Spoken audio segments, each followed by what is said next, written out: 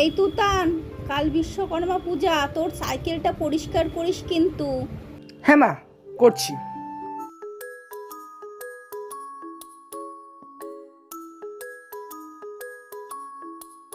মা জানো, আজকে বিকেলে আমরা বিশ্বকর্মা ঠাকুর আনতে যাবো। মা জানো, কালকে আমাদের পাড়ায় ঘুড়ি প্রতিযোগিতা আছে।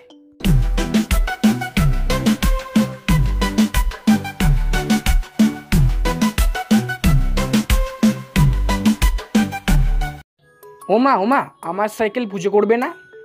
হ্যাঁ হ্যাঁ, পূজা এক্ষুনি করে দিচ্ছি তোর সাইকেলটা।